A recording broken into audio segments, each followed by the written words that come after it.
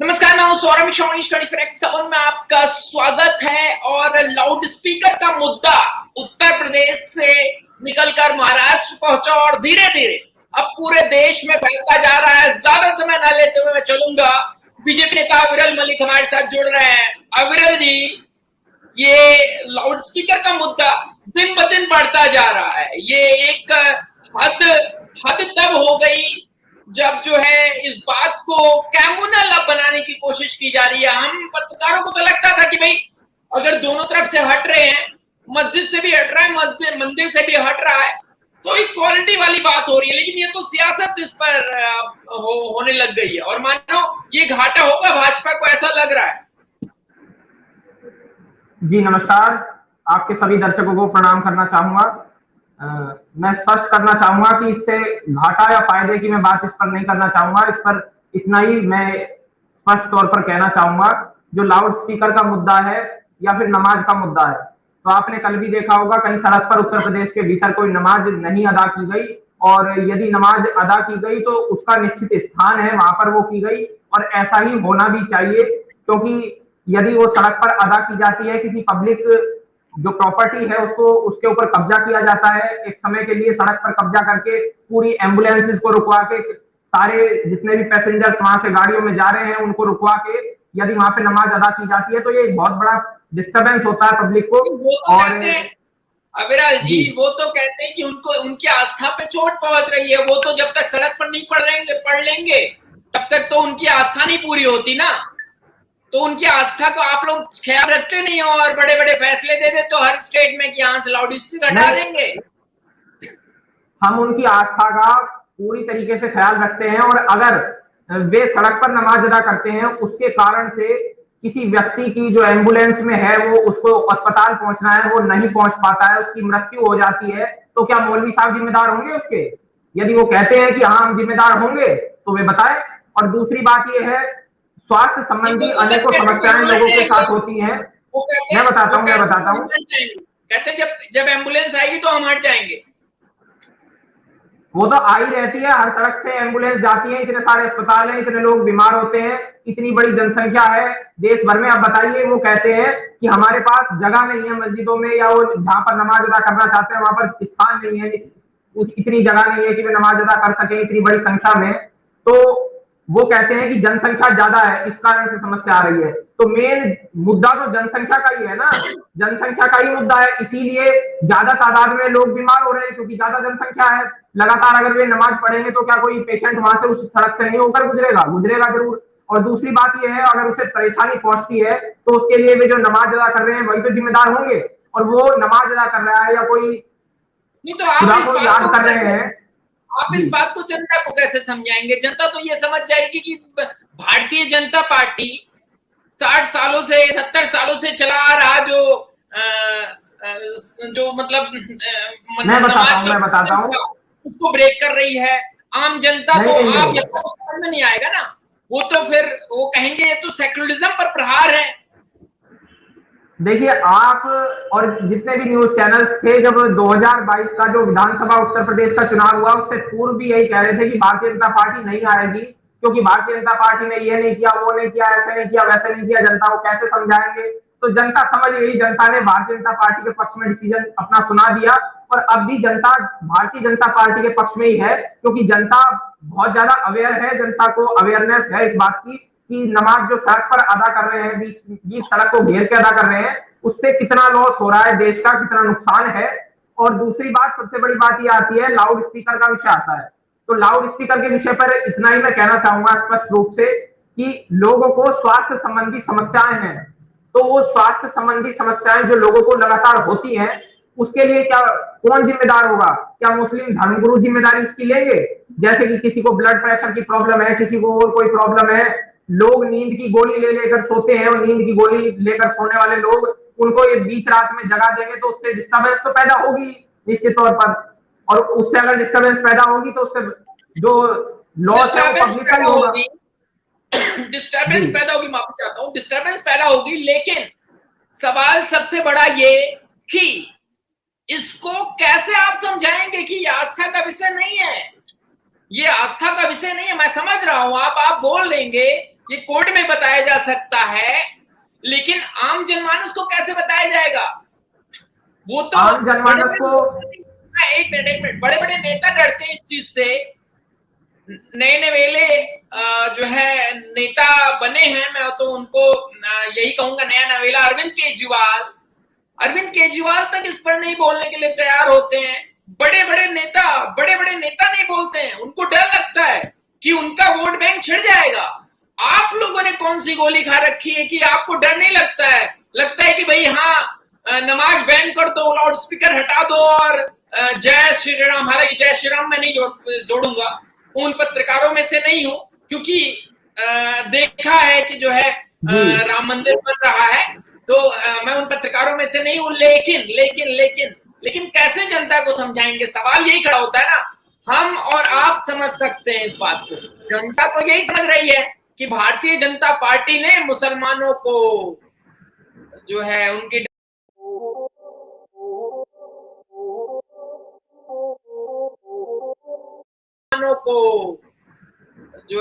डामाडोल स्थिति कर रखी। मैं समझाता हूं बात को। आपने कहा जनता को कैसे समझाएंगे, तो जनता को समझाने का कार्य तो आपके न्यूज चैनल ओनली न्यूज 24/7 के माध्यम से हो ही रहा है। दूसरी बात आपको मैं बताता हूं, आपने बताया कि आपने कौन सी गोली खा रखी है, तो हमने देशभक्ति की और समाज सेवा की गोली खा रखी है और उसको खाए रखेंगे हम। और जैसे लोग नींद की गोली खा खा कर सोते हैं, तो जब उनको नींद आएगी, जब मौलवी साहब अपनी वो लाउड स्पीकर चला के उनकी नींद खोल दे, वैसे तो उनको नींद आती ही नहीं है, तो इससे स्पष्ट ये हो जाएगा कि उससे पब्लिक का ही लॉस हो रहा है और बाकी कुछ नहीं हो रहा है। अच्छा, पब्लिक का लॉस हो रहा है। ये जब देखिए हम शाहीनबाग जाते हैं तो वहां के द्वारा, महिलाओं के द्वारा बोला जाता है कि हलाला पर, 3 तलाक पर, सीएए, एनआरसी, फिर उसके बाद ये लाउड स्पीकर, उसके बाद फिर कॉमन सिविल, ये वाला फंडा आप लेकर आओगे, वो कॉमन सिविल, सबका साथ सबका विकास, वो उनको बचेगी नहीं बात ना। उनको कैसे समझाओगे? वो तो कह रहे हैं हमारा मुस्लिम पर्सनल लॉ बोर्ड है, था और रहेगा। उन्होंने डिनाई कर दिया। ज्ञानवापी मस्जिद ने, कोर्ट ने कहा ना ज्ञानवापी मस्जिद को कि ज्ञानवापी मस्जिद में अंदर जाकर रिसर्च करे जाए, टीम जाए, उन्होंने तो मना कर दिया। उन्होंने तो साफ तौर पर कहा ज्ञानवापी मस्जिद में एक बंदा भी अंदर नहीं जाएगा। वो तो साफ तौर दो हाथ करने के लिए आपसे जो है तैयार है। और दूसरी तरफ मैं समझाता हूँ सारी बात को अभी। जी वहां पर जो है, देखिए राजस्थान में दंगे हुए, दिल्ली में दंगा हो गया, तमाम जगहों को कैसे बीजेपी रोकेगी? कैसे रोकोगे आप इसको? कोई है प्लान इसको रोका जा सके? जी। आपने अभी बताया कि वो ये कहेंगे कि ऐसे सबका साथ सबका विकास कैसे हो रहा है, और उनको ये कुछ लोग हैं, उनको मैं सबको नहीं कहूंगा, जो मुस्लिम समुदाय में कुछ लोग हैं, 1% संख्या है उन लोगों की, 1% से भी कम लोग हैं, वो जो कहते हैं वो लगातार देश विरोधी बात करते हैं। और सबसे बड़ी बात यह है कि वो कहेंगे कि सबका साथ सबका विकास कैसे हो रहा है। जैसे अभी मैं कोई बात कहूं और फिर ओवैसी जी कुछ कहने लगे, ये कहने लगेंगे कि सबका साथ सबका विकास इस प्रकार से कैसे होगा।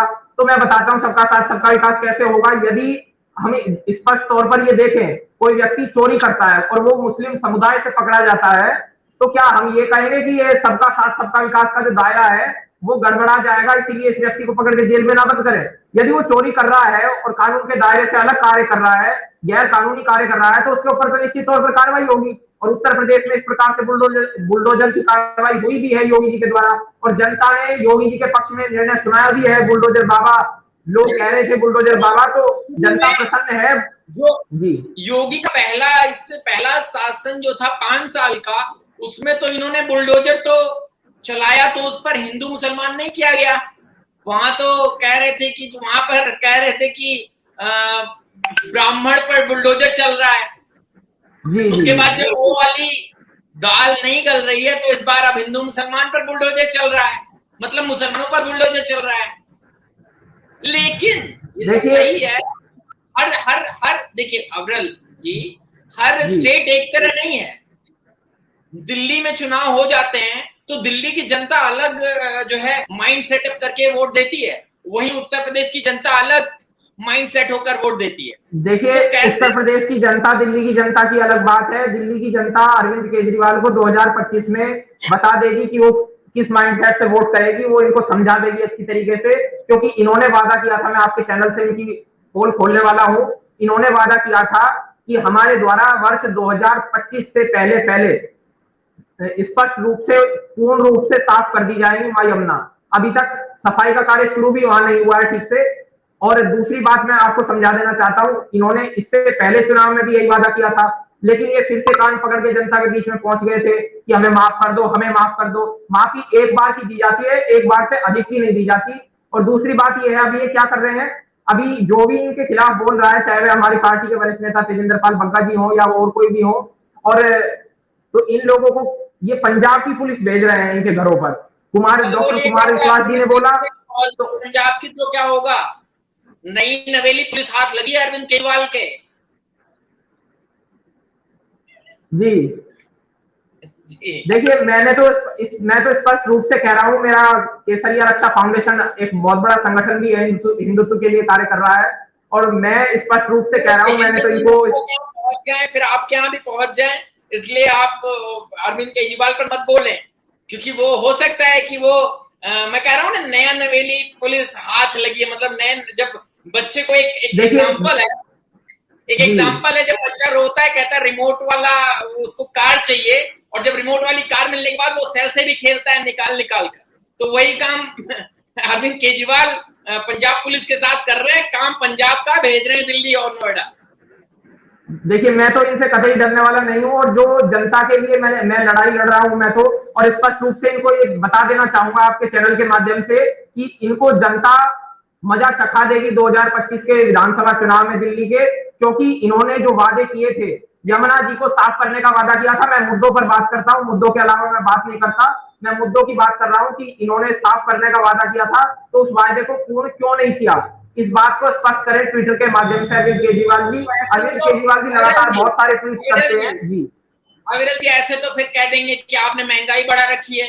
नरेंद्र मोदी एक समय कहा करते थे कि हम पेट्रोल डीजल का रेट नहीं बढ़ाएंगे, आज की तारीख में पेट्रोल डीजल इतना हाइक कर रहा है कि पूछिए मत। मैं बताता हूँ जो, सुनिए, मैं बता देता हूँ, जो जनता ने इनको वोट दी है, वो डिफरेंशिएट बिटवीन करने के लिए वोट दी है या फिर विकास करने के लिए वोट दी है, मतलब तुलनात्मक अध्ययन करने के लिए ये दिल्ली के मुख्यमंत्री चुने गए हैं या फिर दिल्ली का विकास और उत्थान करने के लिए चुने गए हैं।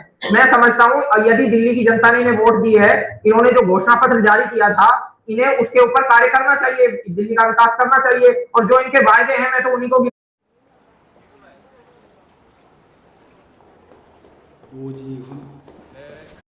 विकास करना चाहिए, और जो इनके वायदे हैं, मैं तो उन्हीं को गिना रहा हूं, मैं तो कोई अलग से वादा अपनी मांग ला भी नहीं रहा हूं। जो इन्होंने वादे किए थे, मैं तो इन्हें बता रहा हूं कि भाई ये वादे किए थे, इन वादों को आप पूर्ण कीजिए। और दूसरी बात है, ये जो भी बोलते हैं, ये पूर्ण रूप से झूठी बात बोलते हैं। 2 से 2.5 साल हो चुका है, आपने भी देखा है, कोरोना काल है, और उसमें महंगाई भारत में ही नहीं दुनिया भर में बढ़ रही है, और जो तेल के दाम होते हैं, वे कोई भारत सरकार बैठ के तय नहीं करती है, वो विदेशों के आधार पर होता है जी। वाइंड अप की तरफ चलेंगे, ज्यादा समय हो गया, वाइंड अप की तरफ चलेंगे। एक आखिरी सवाल, जब अरविंद केजरीवाल की लाउड स्पीकर पर बात हो रही थी, हमने खूब बात की, अरविंद केजरीवाल पर आ ही गए हैं, तो मैं आपसे एक कमेंट जरूर लूंगा कि अरविंद केजरीवाल लास्ट टाइम जब प्रधानमंत्री मोदी के साथ बैठे हुए थे, मीटिंग चल रही थी, तो उनका एक अलग अंदाज दिखा था। क्या लगता है कि सीएम अरविंद केजरीवाल को लाइमलाइट में रहने का शौक है या फिर वो उनकी फितरत ही है? आप अपोजिशन में उनके इसलिए पूछ रहा हूँ, आप थोड़ा एनालाइज करते हो, रोज करते हो। देखिए, अगर उन्हें लाइमलाइट में बने रहने की फितरत है, तो वो दिल्ली के मुख्यमंत्री हैं, इसीलिए वो लाइमलाइट में आते होंगे। अपनी अजीबोगरीब हरकतों के कारण कुछ अजीबोगरीब हरकतें वे करते हैं, वो सोशल मीडिया में चलता रहता है, मैं ही कोई अलग नहीं बता रहा हूँ, सोशल मीडिया में देखा जाता है। जब माननीय प्रधानमंत्री जी के साथ बैठक हो रही थी, तो वो किस प्रकार से अपने सिर के ऊपर वो हाथ रखकर कुर्सी पर बैठे हुए थे आराम से, तो वो कोई तरीका नहीं होता, ना ही वो शोभा देता है, ना ही वो दिल्ली के मुख्यमंत्री को शोभा देता है, और ना ही वो इतने बड़े नेता के मतलब माननीय प्रधानमंत्री नरेंद्र मोदी जी की बैठक है, उसमें इस तरह का व्यवहार वो उनको शोभा देता है केजरीवाल जी को। तो उन्हें समझना चाहिए। और वो दिल्ली के मुख्यमंत्री हैं, दिल्ली की जनता ने उन्हें वोट दी है, चुन करके मुख्यमंत्री बनाया है। दूसरी बात है, देश को यदि बचाना है तो उसके लिए जनसंख्या नियंत्रण कानून और जवाहरलाल नेहरू यूनिवर्सिटी जो है, इसका शुद्धिकरण इस तरीके से होना चाहिए, इसमें जो गलत लोग हैं देशद्रोही उन्हें बाहर निकाला जाना चाहिए, तभी देश का विकास हो सकता है।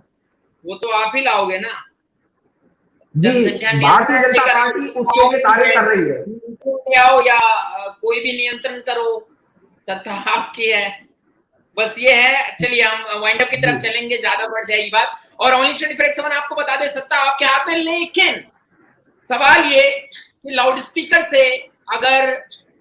स्पीकर अगर दोनों जगहों से हटाए जा रहे हैं तो इस पर बवाला नहीं होना चाहिए। हमारे साथ थे अविरल मलिक, भारतीय जनता पार्टी के नेता। लेकिन हम यही बात कर रहे हैं कि हम पर आरोप न लगा दिए जाएं कि हम जो है किसी खासा पार्टी और पार्टी के लिए बोल रहे हैं। कई बार आरोप लग जाते हैं, क्योंकि अगर सच की तह तक जाते जाते सच्चाई, ये कुछ टीवी चैनलों पर आरोप लगाने का काम एक ही टीवी चैनल के पास है, और वो है एनडीटीवी। एनडीटीवी इस प्रकार का कार्य रवीश कुमार जी करते रहते हैं, उनको मुबारक हो, इससे कोई फर्क किसी को नहीं पड़ता।